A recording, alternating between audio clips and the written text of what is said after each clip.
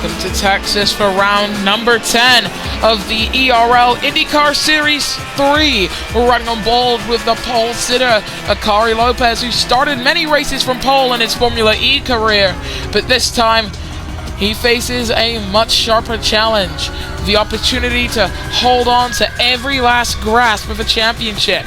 Yes, there are 78 points on offer after this race, but still, heading into this round with only a lead of just 30 points for Linus Eriksson. That is the margin between first and second between Eriksson and Akari. That is not safe in the slightest. But to head through the rest of your order, you've got Eriksson and Catfish, Colby and Medvec, Micah and Hudson, Kui and you, and Tommy rounding out the top 10. Max Bortkar down in 11th from Thornburg, Lamp and Fong and Pierre Gasly. Then it's Butler, Sanchez, Creel, Lebogton, Loco, Marino, Shen, and Olsen. Just pointing this out about Linus Eriksson. Yes, the McLaren Formula E team will return for one more season, but that's not where he's being linked to return to top level motorsport. That's not where Eriksson is linked to go to for Formula E, that is. He's linked most prominently with both Andretti and Power Motorsport. He's not expected to stay with the McLaren TGR fold, which is very interesting to hear from a man who could become an ERL INDYCAR Series champion in just the next few rounds. But for the number 10 of Akari Lopez, he needs to win today if he's to keep his championship hopes alive. If he wants to burn them, well, a good start for that is to just not finish. Because if he doesn't finish this race, then there's a high possibility that the man behind him, Linus Eriksson, will leave here on 55 points in terms of the race lead, in terms of the championship lead, rather. And as you can see, the driver's now heading through the final sector, this very long turn. There's a high possibility of us seeing some moves here.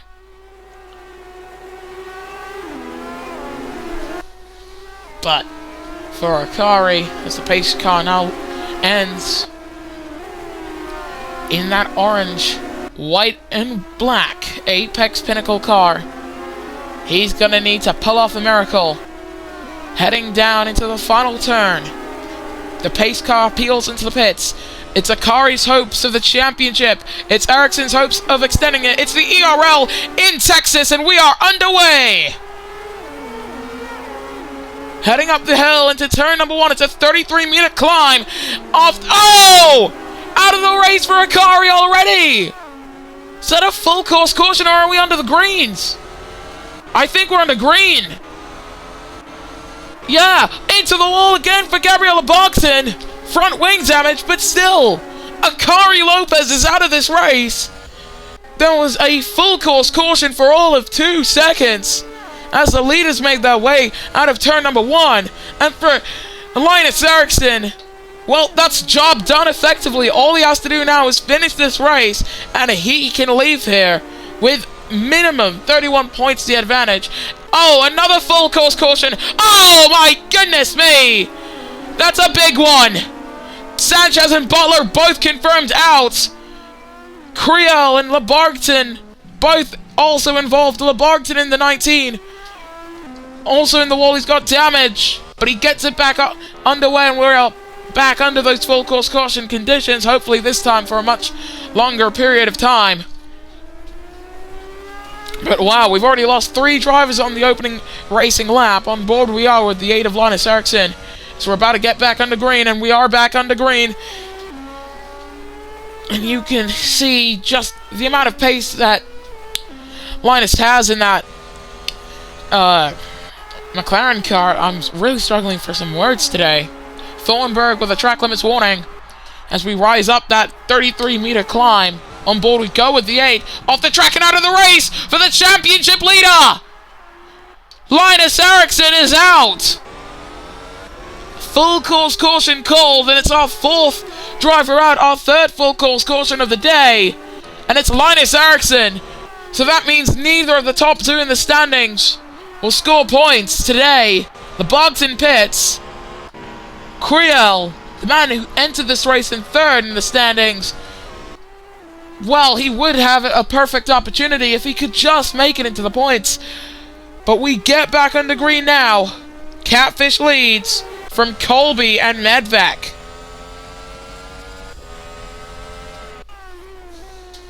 And my goodness, who would have thought we would have seen that this early on in the race? Both championship contenders out. As you can see, the drivers heading out of that hairpin. You've got the two Maya Shank drivers going side by side as here comes Niven Colby looking for a move. Can't get it done because his teammate lunges down the inside of Matty Medvac. Holds alongside. There goes the 66 back in front of the 11. And they remain alongside each other heading into the third and final sector. Staying alongside each other. Thornburg further back. 5-second time penalty for causing a collision, and they are still side by side racing for second. Almost the wall for Matty Medvac there. You can see him switching back down the inside. Almost contact between the two of them as they rise up the hill. Catfish and now Millsauce Micah fastest lap of 134.250. There goes the 2 through turn number 1, and almost the wall there for the number 11, but they've kept it clean this time around for the top 4. Our man Creole, fastest lap of 127.1. Ray Shen with a time penalty for causing a collision. That's 5 seconds. That will see him drop outside of the points even more than he already is. Micah now well ahead of Matty Medvac. Gabriella Barton with a fastest lap of this event. On board we are with the 19. And he's into the wall. Front wings damage again for car number 19. If he keeps that type of performance up, he will not be able to finish this race on the lead lap, and that's something you rarely ever see in IndyCar. Of course, with this being a spec series. You can see Catfish in the 2, leading the pack. In front of Millsauce Micah and Matty Medvac. On board we go with the 66 for Chip Ganassi. Bob Marino further back, 5-second time penalty. Oh, we got yellows in sector 3. I think that's an RQ who's had an incident, and it is. He's got front wing damage. Does the number 25. Linked with returning to Formula E with Power Motorsport. As we go on board with his teammate who's already driven in Formula E with Power. In comes Millsauce Micah.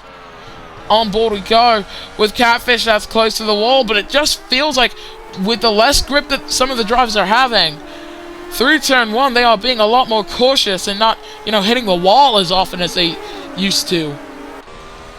And while yes, it is good to see drivers keeping it clean, it's just interesting to see what even happened to Ericsson and Akari down at turn 1 happen at all. As you can see, Olsen just about staying in front of Loco Lewis Olsen in Detroit. Terrible outing for him. He almost won, but had to come home with a P9 due to a miscalculation on the strategy for Meyer Shank Racing. No miscalculations out in front, though, for Hyperdrive BBX, a team that has struggled at the final hurdle for most rounds. They've always had race-winning pace in IndyCar, but they just need to realize it. They couldn't realize it with O'Quee, they couldn't realize it with Marcus Nelson, and they couldn't realize it with Lewis Olsen. So now with Awful Catfish, a man who gave Sims Motorsport their first ever race win in Formula E, can he give Hyperdrive their first win in IndyCar as they're about to rejoin Formula E next season? Coming through turn number 1 for car number 2, and it looks like this might be a good opportunity for it. In comes Hudson, Tommy, and Colby. That moves Gasly up into P3, and you can see those medium tires. They've had it. They have absolutely had it, have those mediums. Gabriella Bogdan, fastest second sector, despite earlier on not having a front wing. He's now got that patched up, and we've got yellows down in the first sector. That's Millsauce Micah, who's had an off. He's hit the wall, but he doesn't have front wing damage, and that's good news for Sims Motorsport to know that the number 11 doesn't actually have too much damage. Just had a little brush with the wall, but it could impact his steering. He's got O'Quee now all over the back of him in that 99 car. As we go on board with the Dutch driver, the less successful of the two Dutch drivers on the grid today, but he's still a very fine driver to be up there in 6th right now with his teammate leading the pack. And I think for Hyperdrive, what they want to do with Catfish is they want to pit him onto some hards. because we saw this last time out in Formula E, you do want to have a very snazzy strategy if you are going to win races, because pace can only do so much, and that's actually one of the areas where Hyperdrive have actually faltered. In comes that Hyperdrive number 2 of Awful Catfish, goes onto the mediums. Carson Thornburg, a 5-second time penalty, colliding with the back of Tommy. Matty Medvec has also come into the pits. I think, yes, Pierre Gasly comes in too, so it's Milsauce Mike of Poland who now takes the lead here in the ERL IndyCar race in Texas, coming through turn number 1 for the 11, and he's into the wall. That's the wall for Milsauce. Still in front of Quee for now. Catfish just pointing this out about him. He's coming out of the pits in P3, so that's good to hear from Hyperdrive as the 99 swarming the buzzing hornets of Milsauce Micah. Leica B himself, and we've got a full course caution. That is our man Creel, the man who entered this race third in the standings. He's got damage too, so the top 3 in the standings, none of them will score points today at half race distance. And that's going to slow procedure for Quee quite a bit here. He would have had attack mode heading down the straight, probably would have been able to get past at the hairpin either way, but we are about to get back to green flag racing, folks.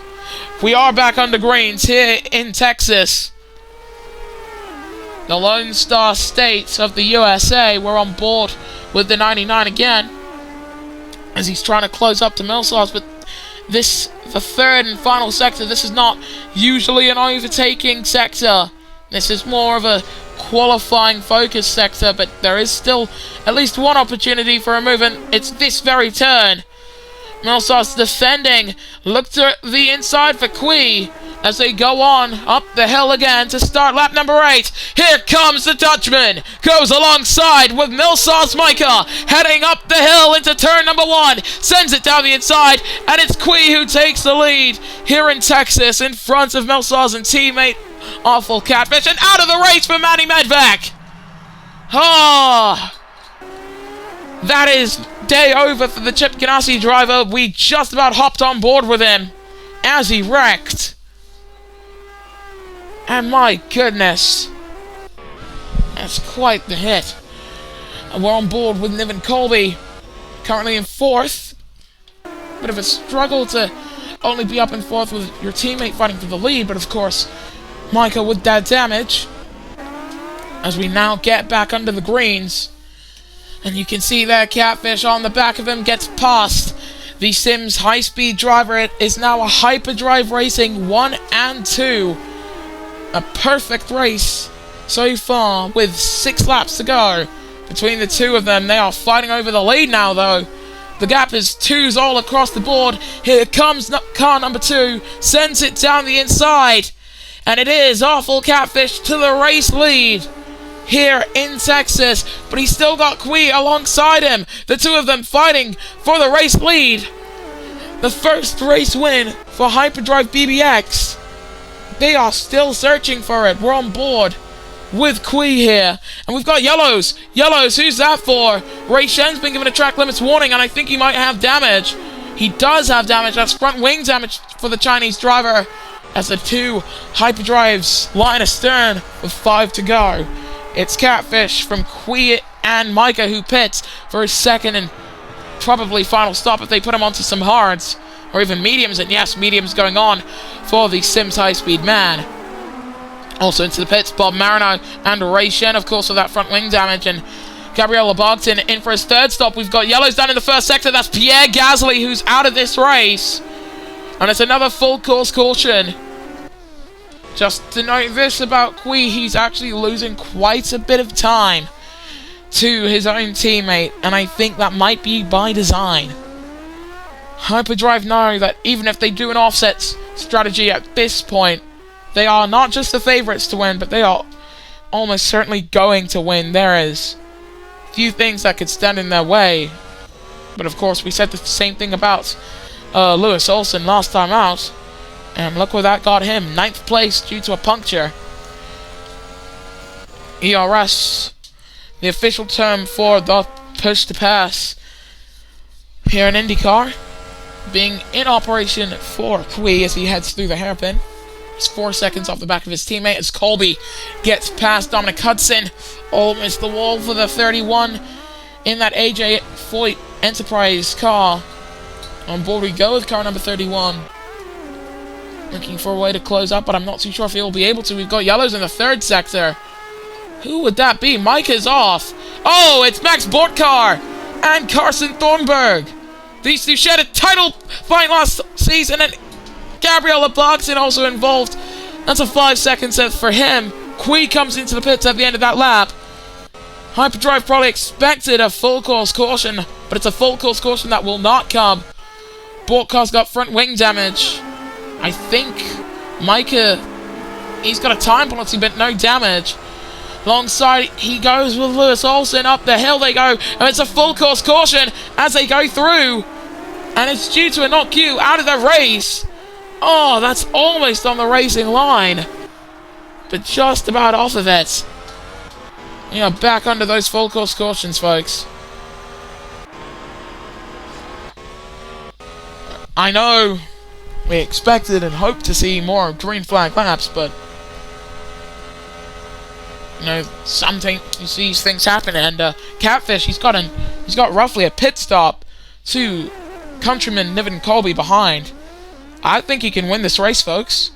I think you can root for the two now. He's close to the wall there, which would have ruined all hyper momentum that would have come his way. As look at that from Melsars moving up into third. Most of the pack fighting over that third position, squirming over that position, of course, as Olsen moves up into fourth. And his teammate Bob Marino looks for a way past Ray Shen, who lunges down the inside, moves up into P5. You can see him in the slipstream now. Catfish has actually started lap 11. And oh! Big shunt there between Bob Marino and also Lam Thong, the two INDYCAR rookies. Bob Marino, not an ERL rookie, though. Where is Max Bortkar? He's nowhere to be seen from this pack. Colby comes in for his second stop. So Catfish, that gap he's got to Melsars Micah, quite comfortable. 26 seconds as the 11 rises up the hill. Runs turn 1, keeps it out of the wall. And 2 by 2, fighting over P3.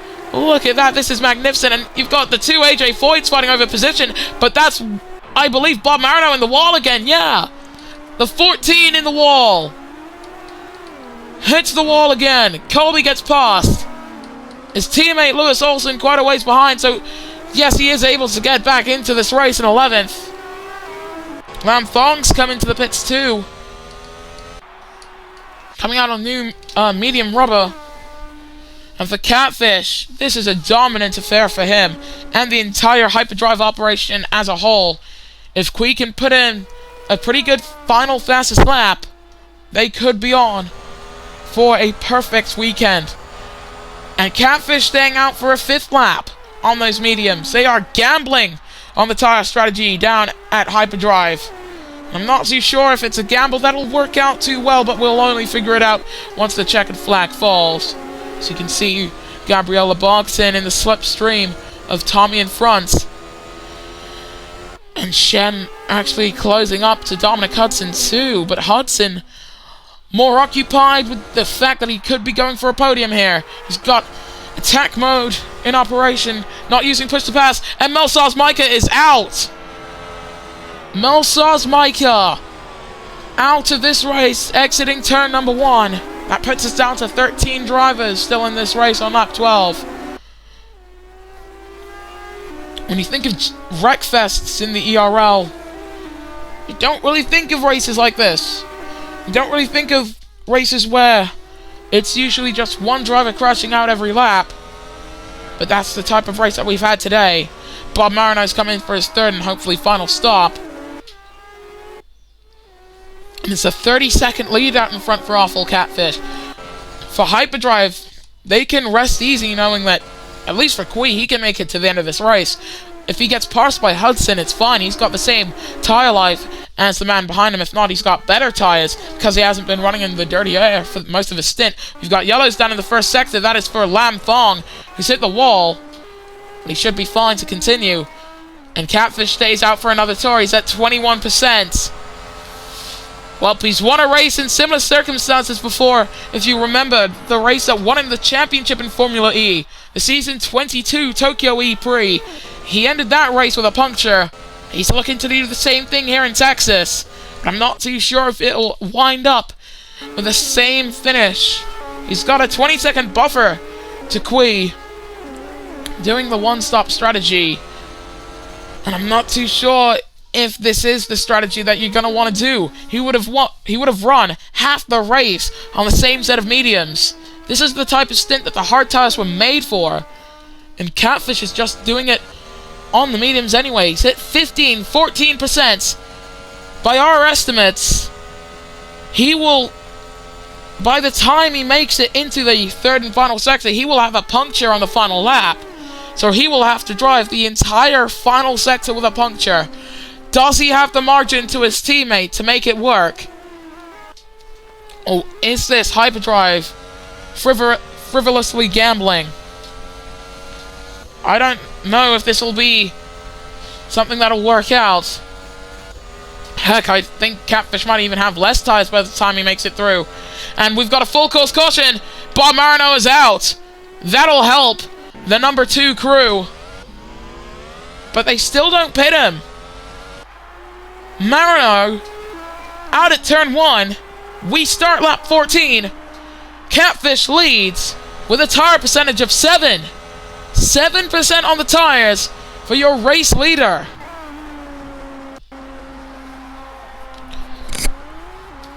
Sorry for hitting my mic there, but we are about to get back green, and we are back under the green flags. Catfish still out in front, but for how much longer? Thornburg's heading off, and he's got front wing damage again. Track's been cleared up, 5% for Catfish.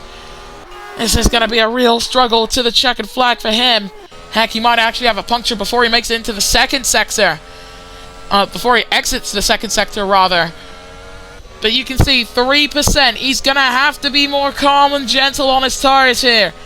He's out of push to pass to use. That gap is 26 seconds now. All it can do is close. 2%. We've got yellows in sector 1. Who's that for? Carson Thornburg off into the wall again. For Awful Catfish, it's a first ERL IndyCar Series win. He's hit 0. Catfish hit 0. That's an incoming puncture for the number 2 car, and he's got a rear puncture, a full car puncture for Catfish. His teammate heading down into the final sector now. It's a race against time for Prix. Will it be a race that he can win? His teammate has done 7 laps on the same compound of tires. Weck Loco's off the track. Big spin for him. And for Awful Catfish, big win for him. He wins in Texas. My goodness, what is happening down near the back of the pack?